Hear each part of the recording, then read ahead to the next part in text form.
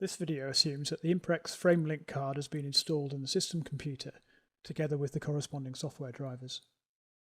It also assumes that the Catalina Scientific Kestrel spec application has been installed and that the EMU spectrometer is connected to the computer. These installations are described in separate videos. The EMU spectrometer should be recalibrated periodically, preferably before each daily use, to account for possible wavelength drift due to temperature variations and to check that the system is operating correctly. This can be done quite simply using a mercury-argon calibration lamp and the Kestrel spec application. Power on the mercury-argon calibration lamp and leave it to warm up and stabilise for about 5 minutes. Open the Kestrel spec application.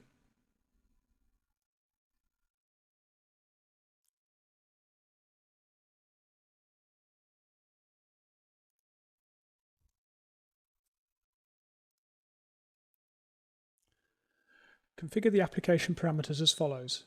Note that these parameter values are retained by Kestrel spec and should therefore already be correct if the dispersion cassette has not been changed since the previous calibration was performed, but it is best to check anyway. From the menu, select Setup and then Spectrograph Configuration. Check that the dispersion cassette that is currently installed in the spectrometer is selected in the configuration window. Note that this may be different to the one that is shown here. Check that the parameter values match those detailed in the corresponding dispersion cassette test report shipped with the system, updating them if necessary. Select OK. Go back to the menu and select Setup again, and then Acquire. Make sure that the number of accumulations is set to 100. Select OK. Select Setup for a third time, and then Camera Configuration. Set the parameters to be used for the acquisition of the calibration image from the mercury-argon lamp in the configuration window. There are 4 important parameters here. The first of these is the exposure time.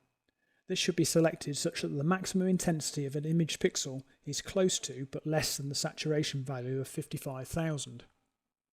Typically, the exposure time will be between 10 and 20 milliseconds, so we'll set 15 here.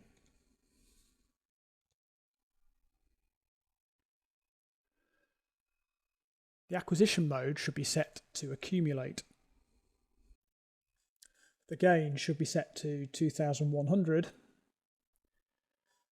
and the Use External Trigger checkbox should be unchecked, i.e. we're going to use the internal trigger.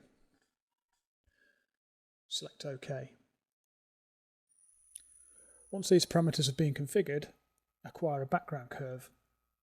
Go back to the menu, select Acquire, and acquire one dark exposure. Select OK. And a background curve consisting of 100 accumulations will be acquired.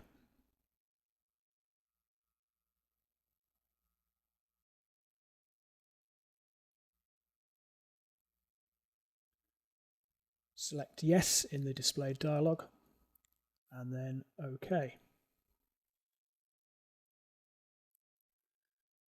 Select Window from the menu, and then Active Image to display the active image window.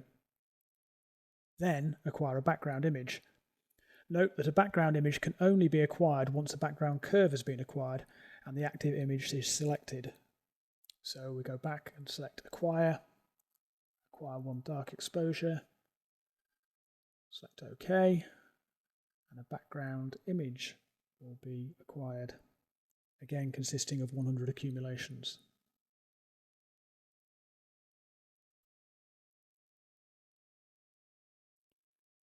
Select Yes to use the background image.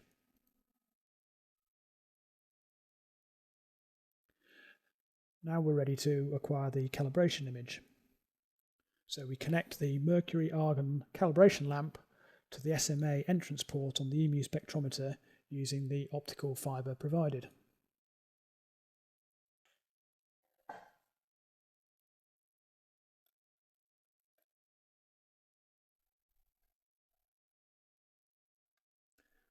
Once this is done, we can select Acquire to acquire one exposure for the calibration image.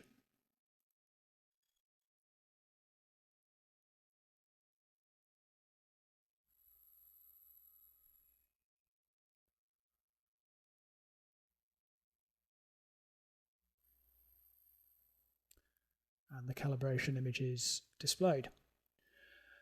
And we can then adjust the contrast here just to make it a bit clearer. The acquired image should look like the one shown in the test report for the dispersion cassette currently installed in the spectrometer. Check the image intensity by selecting the peak finder. This will find the most intense pixel in the image and display its intensity. This intensity should be in the range 50,000 to 55,000 per accumulation, so as 100 accumulations have been acquired, the displayed value should be between 5 million and 5.5 million, and you can see that it is here. If the display value is in required range, continue with the calibration procedure. If it is outside the required range, adjust the exposure time in the camera configuration window accordingly, and then repeat the acquisition of the background and calibration images until it is in the required range. Select Window, then Spectrograph Setup, and then Calibrate X-axis. 3 lines are used for calibration corresponding to pixels in different regions of the image. These are highlighted in the image shown in the test report. The X and Y coordinates corresponding to these lines need to be entered into the calibration window. Just move this out of the way. Select the Zoom tool and then left click and drag a zoom window around the pixels corresponding to the first line, which is over here.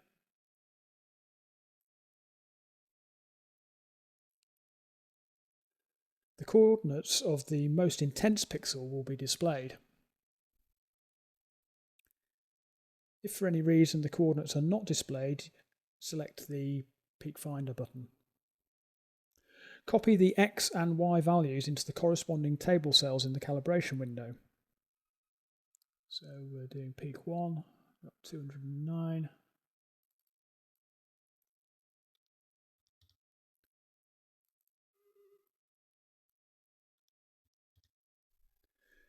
Note that it is only necessary to use the integer component of the coordinates.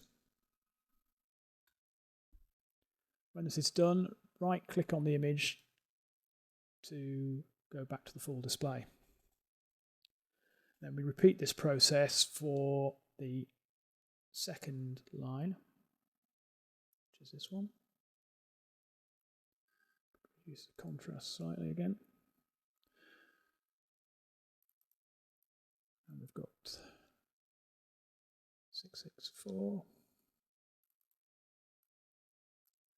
and 878.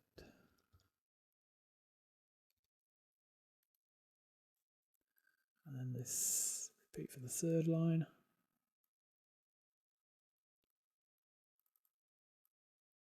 Have 560 and 484.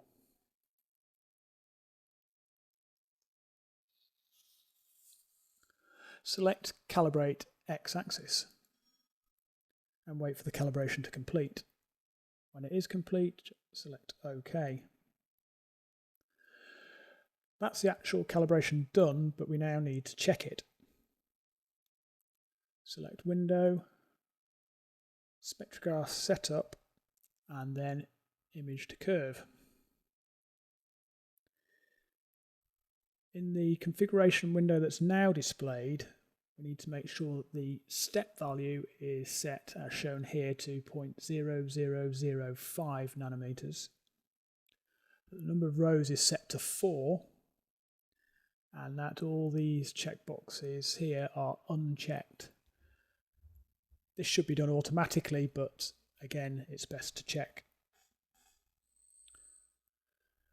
Find the table of calibration results in the test report for the dispersion cassette currently installed in the spectrometer.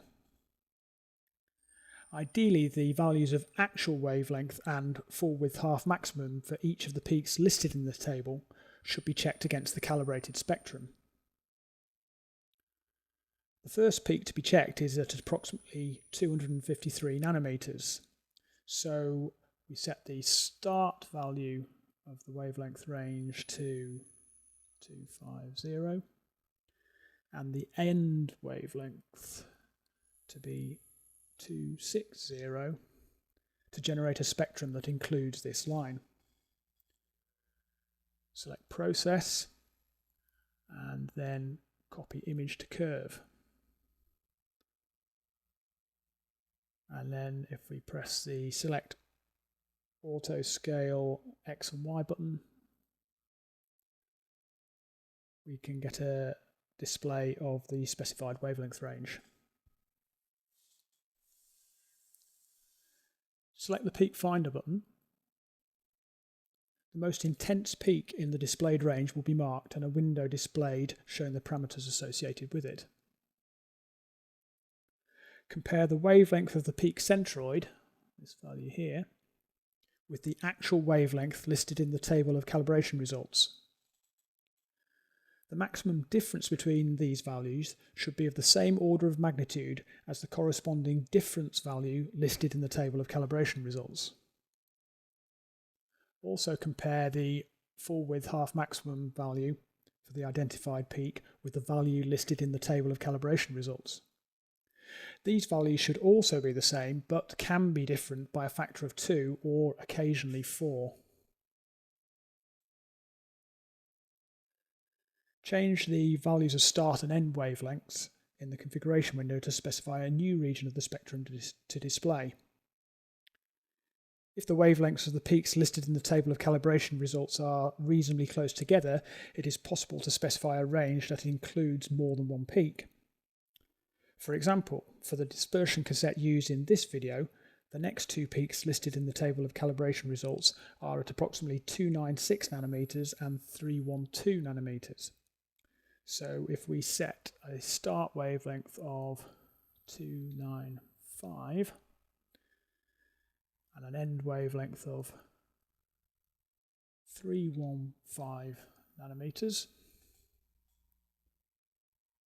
and then select process, copy image to curve, and then again auto scale X and Y. We now have the displayed range 295 to 315 nanometers. Now, as the peak finder button has already been pressed, the most intense peak in the spectrum displayed is already marked. This, however, doesn't correspond to one of the two peaks that we want to check. So if we click the peak finder button again, it will move to the next most intense peak. That's still not one that we want to check. So we click it again and it moves here. So this is one of the peaks that we want to check.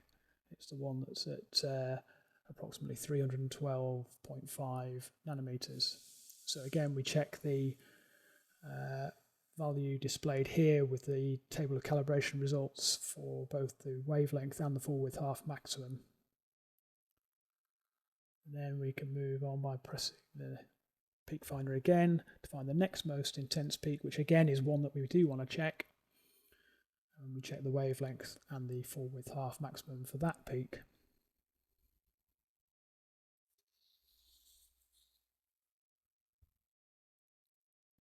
Repeat this process until all of the peaks listed in the table of calibration results have been checked. Note that with experience, this calibration check procedure will become quicker and easier to perform. Also, it is probably not necessary to check every peak every time a calibration is performed.